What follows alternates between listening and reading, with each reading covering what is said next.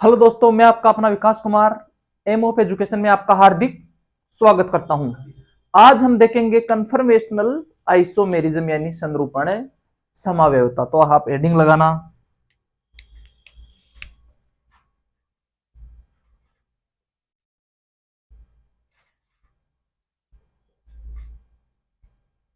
Conformational isomerism यानी संरूपण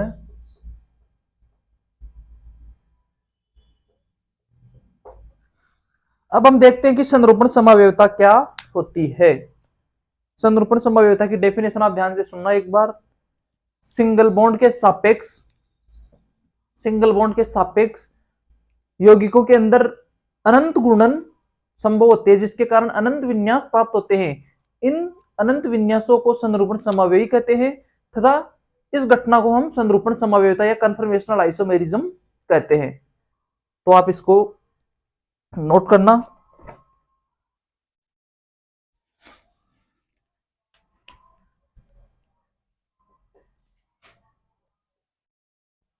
single bond किस किस में हो जाएगा? Carbon carbon, carbon nitrogen, carbon nitrogen, nitrogen nitrogen, nitrogen nitrogen और कार्बन ऑक्सीजन। इनके अंदर क्या हो जाएगा? एक्सेट्रा। सिंगल बॉन्ड में मुक्त घूर्णन के कारण मुक्त घूर्णन के कारण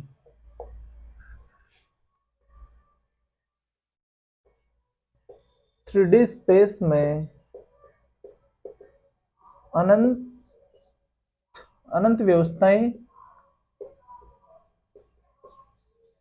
अनंत व्यवस्थाएं या विन्यास प्राप्त होते हैं। इन अनंत व्यवस्थाओं या विन्यासों को इन अनंत व्यवस्थाओं या विन्यासों को कॉन्फर्मेशनल आइसोमर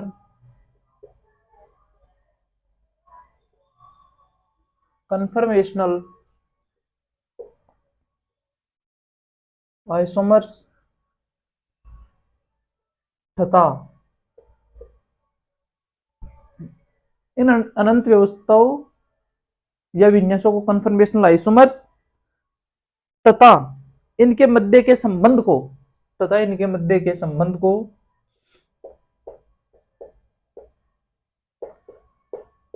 मध्य के संबंध को यानी रिलेशन को कन्फर्मेशनल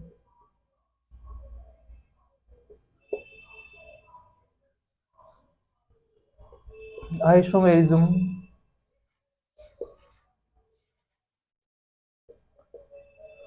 कहते हैं। ठीक है।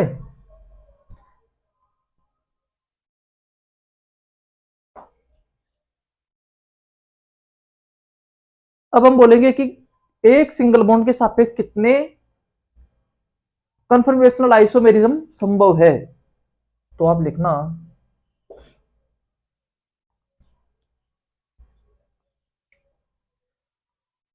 संरूपण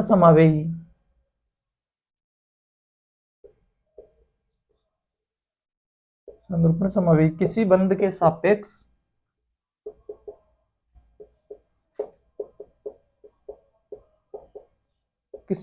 सापेक्ष अनंत संभव है। कितने संभव है? अनंत संभव है। ठीक है।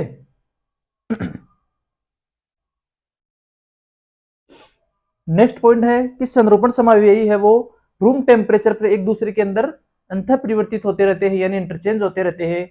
इसके कारण इन्हें हम रूम टेम्परेचर पर अलग अलग नहीं कर सकते हैं और हम बोल सकते हैं कि ये ट्रियो आइसोमर्स भी नहीं है। ठीक है, यानी सत्य समावेही नहीं है। ट्रियो आइसोमर्स नहीं बोल सकते हम इन्हें। तो आप नेक्स्ट पॉइंट लिखना।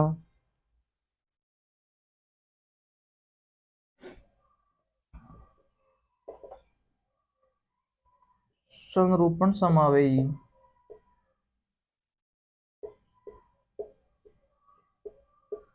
कमरे के ताप पर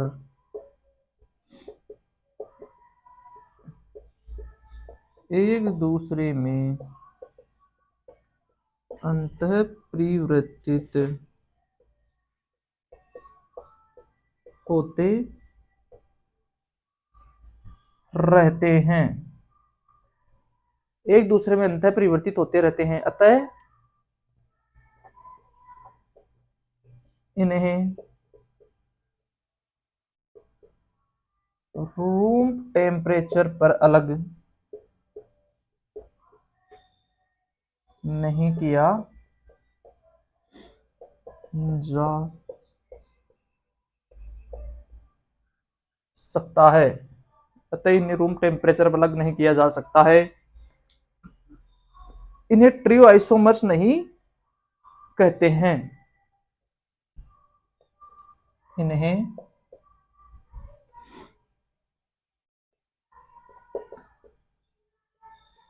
ट्रियो आइसोमर्स नहीं कहते हैं।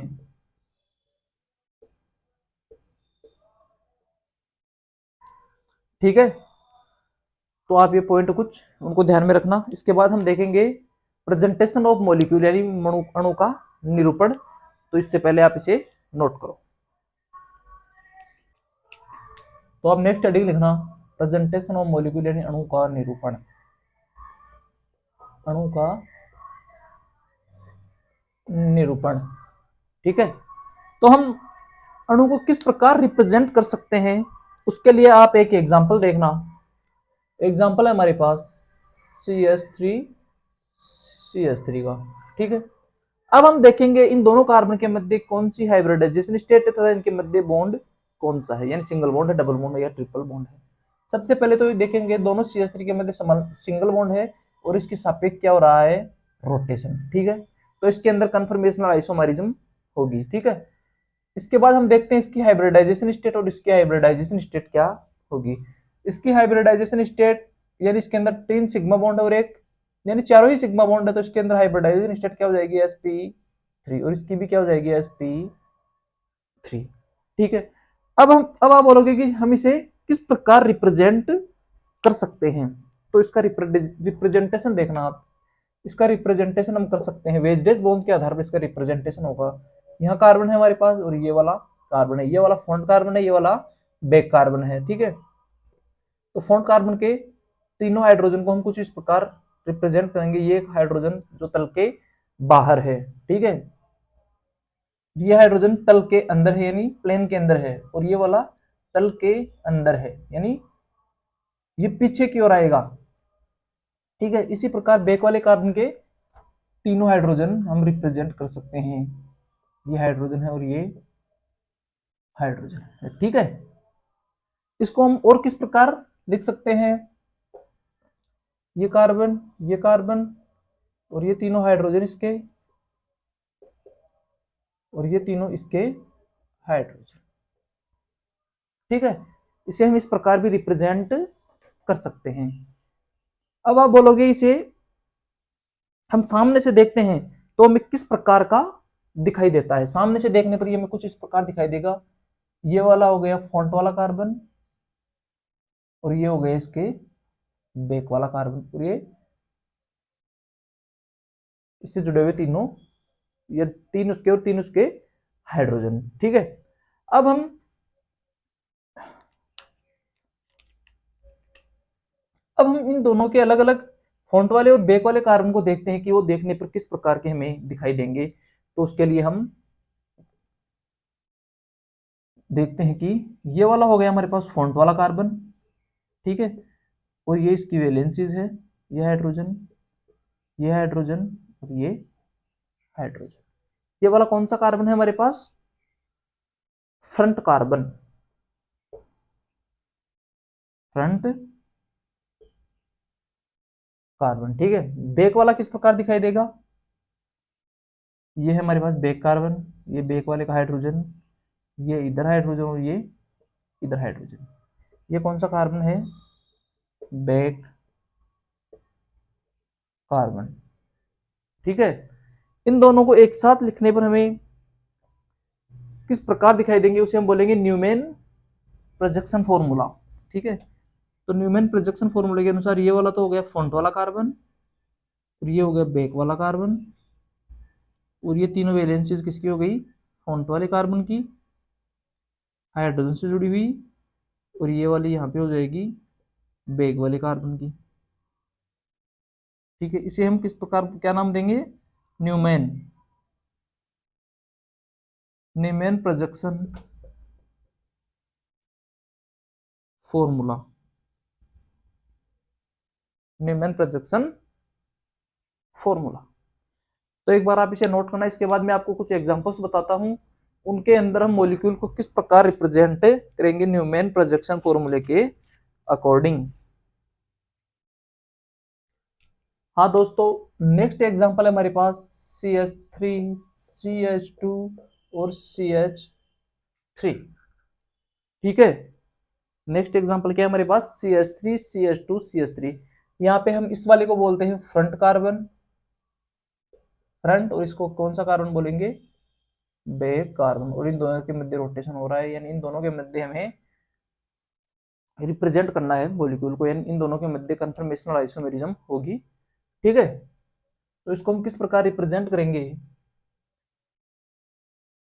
इसको हम किस प्रकार रिप्रेजेंट करेंगे, न्यूमैन प्रोजेक्शन फॉर्मूले के अनुसार रिप्रेजेंट करते हैं इसे।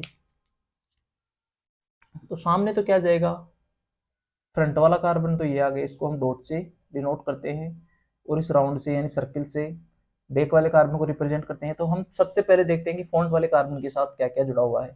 फ्रंट वाले कार्बन के साथ एक तो डायरेक्ट CH3 जुड़ा हुआ है, ठीक है, और इसके साथ 2 हाइड्रोजन जुड़े हुए हैं। ठीक है, तो बैक वाले कार्बन के साथ तीनों ही वैलेंसीज किससे कंप्लीट हो रही है, हाइड्रोजन से। ठीक है, तो यहाँ पे क्या आ जाएगा, हाइड्रोजन, यहाँ हाइड्रोजन, और यहाँ भी हाइड्रोजन। ठीक है, ये इसका क्या हो गया, न्यूमैन प्रोजेक्शन फॉर्मूला। इसके बाद नेक्स्ट एग्जांपल है हमारे पास, नेक्स्ट एग्जांपल क्या है, CH3 CH2 CH2 और CH3। इसके अंदर हम मॉलिक्यूल को किस प्रकार रिप्रेजेंट करेंगे, इसके लिए सबसे पहले तो यहाँ सेकंड और थर्ड वाले कार्बन पे हम देखते हैं इन दोनों के अंदर रोटेशन हो रहा है या नहीं हो रहा है। तो इन दोनों के मध्य सिंगल बॉन्ड प्रेजेंट है तो रोटेशन होगा। ठीक है, इसके बाद हम इसे बोलते हैं फ्रंट कार्बन,